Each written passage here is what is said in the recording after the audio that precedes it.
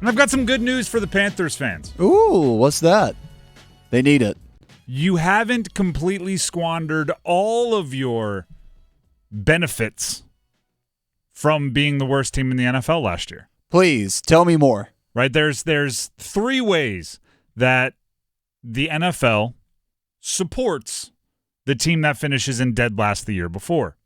Now, one of those ways, I'll run through them 1, 2, 3 real quick. Number 1, it's the number 1 overall pick in the draft and in every round thereafter. Panthers didn't really take advantage of that one, right? They had already traded away their first-round pick and a handful of their own picks throughout the draft, so they didn't really take advantage of that one too much.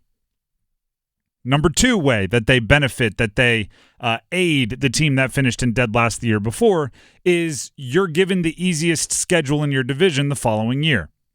There's a couple of games that is scheduled by you get your division gets matched up with another division, and the 2 best teams from the year before play each other, the 2 next best teams from and all the way down. So if you're the worst team in your division, you play the worst team in another division twice in next year's schedule. The Panthers will benefit from that. And then there's the 3rd way. And the 3rd way is much less known, much less buzzworthy, but when you're trying to build from the worst roster in the league, it's actually pretty meaningful. And that's first waiver position for the entirety of the preseason, which means anybody cut from any team in the NFL, the Panthers get first choice to pick them up and bring them to the Panthers. So if there is a team out there that has an abundance of awesome cornerbacks, right? They've got so many they don't know what to do with. They wish they could keep them all, but they can't. So they have to cut a few. The Panthers get the first right of claiming that player, and that goes all the way through preseason. Then throughout the season, it moves based on who's playing poorly in the actual season. But the entire preseason, that means every time the NFL goes on a roster cut day where you got to get down, right? I'm just going to use round numbers. You used to have 100 people on your roster. Now you need to be down to 90. Now you need to be down to 80. Now you need to be down to 70. When those days hit and there's these mass cuts, the Panthers should be at the grocery store, walking up and down the aisles, seeing if there's anything they like. Or I guess it would actually a better example. I shouldn't use grocery store. I should have said like farmer's market, somewhere where you're not sure what you're going to find, right? You show up and, oh, look at this. Strawberries are in season. Let's grab some of those, right? Oh, look at this. There's a tackle that we want. Oh, look at this. There's a corner. There's an outside linebacker. There's an edge rusher.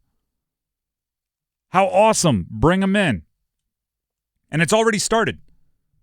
The Panthers claimed Caden Sterns from the Broncos. Broncos cut the safety, Caden Sterns, 4th-year player, has been dealing with injuries. He's cut. Carolina immediately picks him up, uses that first waiver claim. Now, is it about Caden Sterns? No. I mean, we could talk about why Caden Sterns is a nice little pickup, right? He played for Ejiro Evero, the defensive coordinator for the Panthers, in Denver. Right, and he's been a little banged up for injuries the last couple years, but prior to that did show some kind of potential, so maybe Evero knows how to get that potential out of him. But it's not about Sterns, really. Right? I'm not going to sit here and wax poetic about a end-of-the-roster safety. It is about putting the end of the roster on notice that there's competition not just from in those walls. This isn't high school. This isn't college. And what I mean by that is in like a college training camp, especially with transfer windows now, right? But especially old school college. In college training camp, you knew who you were competing against, right? All right, there's 6 running backs in training camp. I want to be one of the top 2. I got to beat 4 of y'all. And you can look them in the eye, and you can see them, and you see what they're doing in practice, and you see how hard they're working in the weight room. You know who you're going to beat. That's not the case for the Panthers right now. You may be looking around as a safety and say, all right, I want to be one of the top 4 safeties. All right, 1, 2, 3. I got to beat these 3 right here. But it's not just those 3. You got to beat those 3 plus every safety cut anywhere in the NFL. You have to be more attractive to the Panthers than every safety that's cut in the entire NFL, and that includes someone like Caden Sterns, who you might be like, yeah, but my coach has loyalty to me. He might have loyalty to Caden Sterns from a previous spot. You are competing with the entire league. You are competing with the people in practice and with the people around the league for a spot in the secondary, for a spot on special teams. And this is good for the Panthers because there are teams that have a bit of a surplus at certain positions. There are teams sometimes that, due to contract situations, have to cut players that are better than the ones they're going to keep. Like, hey, I wish we could cut this linebacker, but he has too much money guaranteed over the next 2 or 3 years. So instead, we have to cut this other guy that we'd rather have on our roster, and the Panthers are there sitting there like it's like, you just saw the waiter walk out with something sizzly, and you ordered the fajitas, right? You take your hands off the table, and you can put that right here, please. I want that. Thank you. Thank you. So this is a good time for the Panthers because of how we started this conversation, which is they were the worst team in the NFL last year. That's not an opinion. That's a fact. The record, right? What is it? You are what your record says you are, right? They were the worst team in the NFL last year. Numbers don't lie. Men lie, women lie, numbers don't. I think that's a song. You need to rebuild your roster top to bottom, right?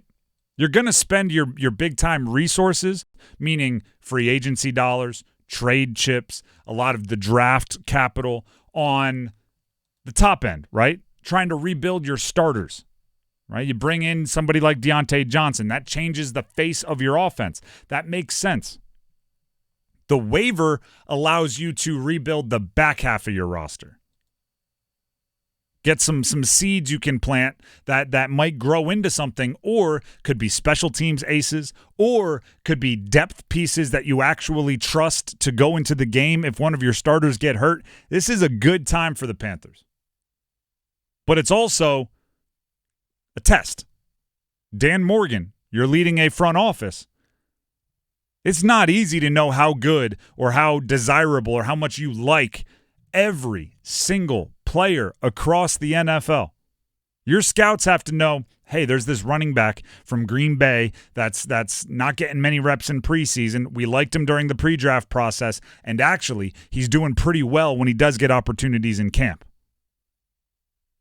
They have to know that about every single team.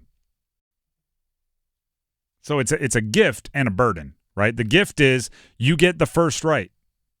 Because say somebody cuts like a starting caliber edge rusher. I don't know why they would, but maybe they do. Every other team in the NFL is going to put in a waiver claim. You just get to walk to the front of the line and take the player. Right? It's when you walk into a restaurant. Second restaurant reference. Walk into a restaurant, there's a long line for the food, but you ordered online, and you just walk right on up to the counter. Thank you very much. I'll take that. And you get that for the entirety of the preseason. So, last year stunk. Worst record in the league. Didn't even have the first-round pick. But you are getting some of the benefits, and one of them is taking place right now and throughout the preseason when it comes to the waiver wire.